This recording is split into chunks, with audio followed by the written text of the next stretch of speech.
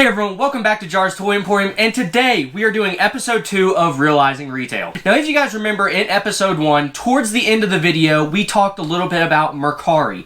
Now a big thing of Funko collectors, and really collectors in general, is learning how to use these secondhand markets or, secondhand stores to build your collection. Now I know one thing when I first got into it, you kind of always hear these horror stories about eBay, how you bought a fake item, how you bought something and it was shipped with no box, it literally shipped by itself, it was shipped in a bag. There's so many things you hear about when you start hearing about these secondhand stores that it can kind of turn you off to the idea of using them to build your collection. And that's why today we are going to be doing an episode dedicated to helping you feel more comfortable when buying from eBay, when buying from Mercari, and when buying from these other sites, these other places that you might find, about feeling more confident buying there and not feeling like you're going to get ripped off in the end, or not feeling like you're going to buy a fake or you're going to get something that comes in damaged. That's why this episode we're going to take the time to show you guys some of the little tips and tricks I've learned along my way of collecting on how to help you guys grow your collection from these resources. So one of the biggest things people worry about when buying from these stores is buying a fake product, getting something in that's damaged, because let's be honest, there are a lot of, for lack of better words, scummy people out there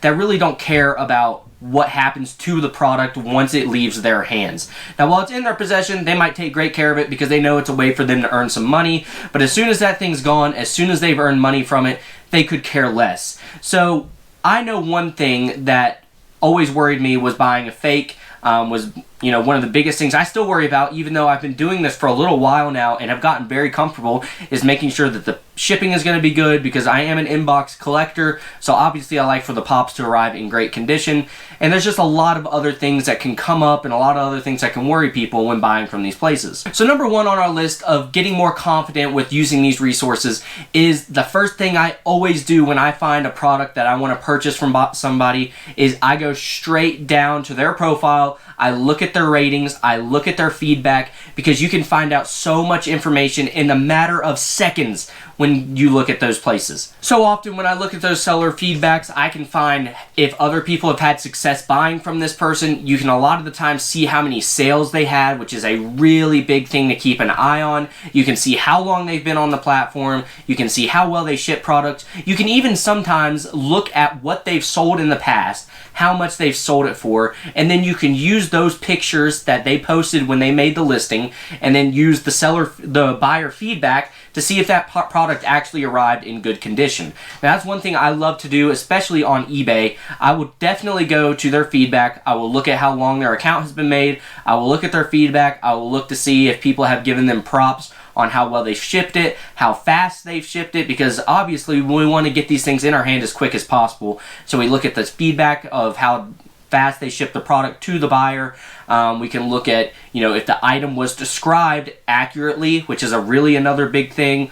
You can see a lot of people will say item was described accurately. I mean, they'll use those words exactly. They'll say great shipping, fast shipping, great prices. All these things are really important, because these are other people like you and me that have actually already bought from this seller. They've already had success, or on the flip side, you can find out if they didn't have success. I know for me personally, even if someone has 500 5-star reviews, if they have about 20 to 30 1-star reviews and you can see what those seller feedbacks were, maybe it says product arrived damaged, product was not described accurately, a lot of the times that's a pretty good amount. I know they might have had 500 great sales, but 20 to 30 bad ones is something sometimes you want to stay away from. That's why I like to find people that have very little. Sometimes if they have a 1-star and it will say, item was not described accurately, you can usually click on that item that they purchased, see what their complaint was, and then compare it to the pictures. And a lot of the time, in those pictures, they showed maybe a corner damage or a little tear in the box,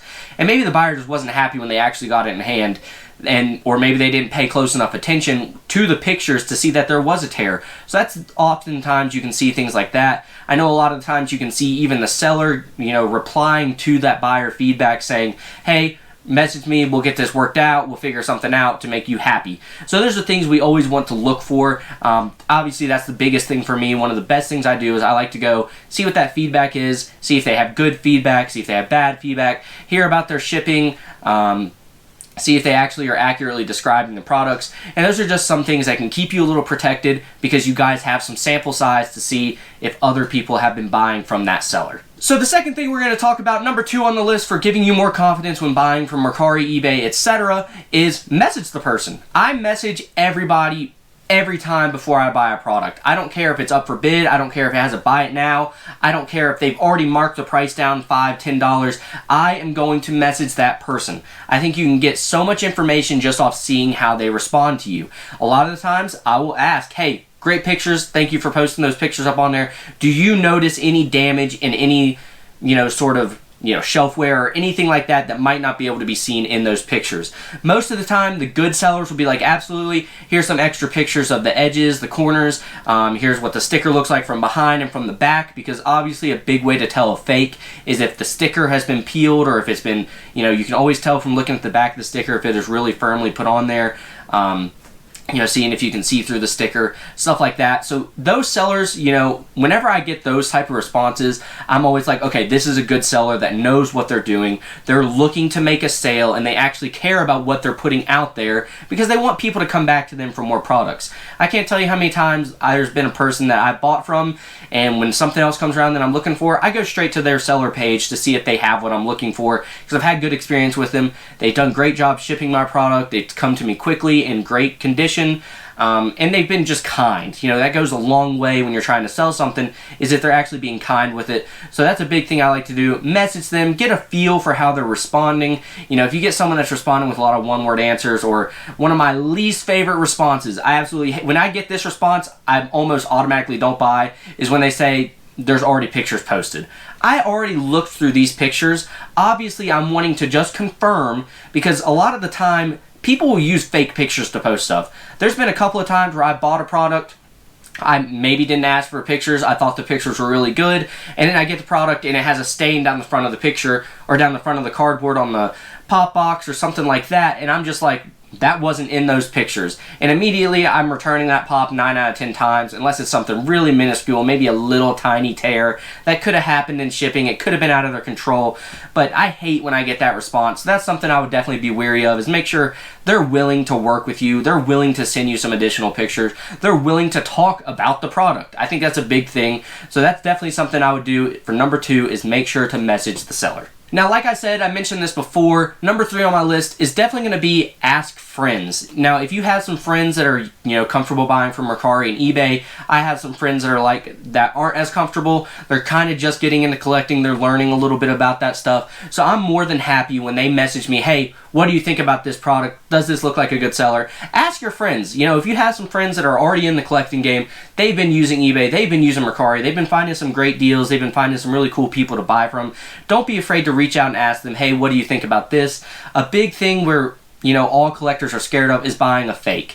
No one wants to have a fake product in their collection. I don't care if it's a really rare piece that you might not ever be able to afford, but you find a fake. Most people aren't going to want to do that. And most people want to have the real thing in their hands. So a big thing I like to do, I will message my friends, hey, I know you have this pop. Would you mind sending me a few pictures of what yours looks like? I want to look at, some things to keep an eye on when buying products on these, is look at the font. A lot of fakes don't use the correct font on the Funko boxes. Sometimes they don't glow great. So if it's a glow-in-the-dark pop, definitely be willing to message that seller, hey, can I get some pictures of the pop glowing? That's a huge thing you definitely want to do when buying glow-in-the-dark pops. Look at the top and bottom of your friend's pop that they've actually had. It's a real pop. Make sure it matches the font. Make sure it matches, just lots of things. You can look at how the cardboard is cut around the front of the windows to see, they put that little picture of the product on there. Definitely make sure the cutting looks good. There's just so many things you can get when you see a real one and you're comparing it to another to make sure it's actually good. You can use all those things to make sure you're not buying a fake product. That's one thing. Definitely don't be afraid to ask your friends, hey, can you send me this picture of this pop you have? I just want to compare it to what I'm looking at buying. It's super easy for people to do that for you. And don't be afraid to reach out to a friend to ask them questions. Now, coming to the last thing on my list, number 4, and this is a big one because I know at the end of the day, you're the one that's buying the product. Don't be afraid to do your own research. Watch some YouTube videos out there. There's some great ones out there on things to look for when buying fake pops. There's some, fake anything. You can look up anything on the internet, look up any YouTube video. People will give you some great ideas of things you can keep an eye on so you don't end up buying a fake product. Do your own research. Like I said, I think doing your own research is asking your friends. Ask them, hey, you have this pop, can I get some pictures of it? You're actively going out there to figure some things out for yourself. So definitely do your own research, because at the end of the day, you're the one that's going to have the pop. You're the one that's spending your hard-earned money. So don't be afraid to take some extra time. Use those extra 30 minutes that you have to really research this pop and make sure it looks legit. There's a lot of things out there, a lot of resources you can use to just verify for yourself. So definitely don't be afraid to do that. And then lastly, one of my favorite things about using eBay and Mercari, which is kind of the two platforms that I really stick to when buying secondhand products, unless I go to a comic shop or something like that. But using eBay and Mercari, one of the best things about both of those services is they protect the buyer. If you get a product that is not how it was described, or you find out it is a fake product, and you can just, send eBay and Mercari a message, hey, this product was not described how it was shipped to me, it came damaged, or it came fake. I mean, there's so many things. eBay and Mercari are more than happy to work with you. They get back to you in a great time. Usually you don't have a lot of time, or you're waiting around for days on end, waiting to see, oh, I don't know if eBay is going to respond, or I don't know if Mercari is going to respond. I've had Mercari respond to me within minutes, and they usually resolve the problem almost instantly. So don't be afraid to reach out to them.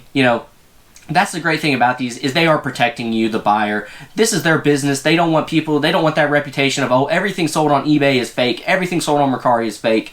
They want to help the buyer. They want to protect the buyer. So that's one thing you can have in your back pocket to build a little more confidence when using those, is both of those platforms do protect you. And then before we move on in this video, one thing I really want to mention is Whatnot. Now, Whatnot is something I had never heard of until I started watching Slapshot Pops on YouTube. He does a great job doing his Whatnot auctions, and you can get some great deals in Whatnot auctions. And the best thing about it is you're buying from creators that you know and trust. Slapshot Pops is a great guy. I'm in one of his Patreon members.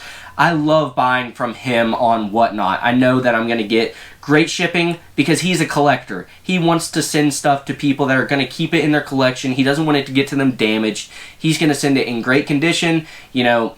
You can trust that he's not selling a fake product. He's super experienced in this field, so he knows if something does come in his collection that is fake and he plans on selling it, he's not going to sell you a fake product. Just not going to do that. And that can be said for a lot of other Whatnot creators out there. Again, if you're on Whatnot already, you've already met some great people on there. You always look at those reviews on there as well. Great things about those websites is they all do have customer feedback, so you can definitely get an idea of if these people are legit or not.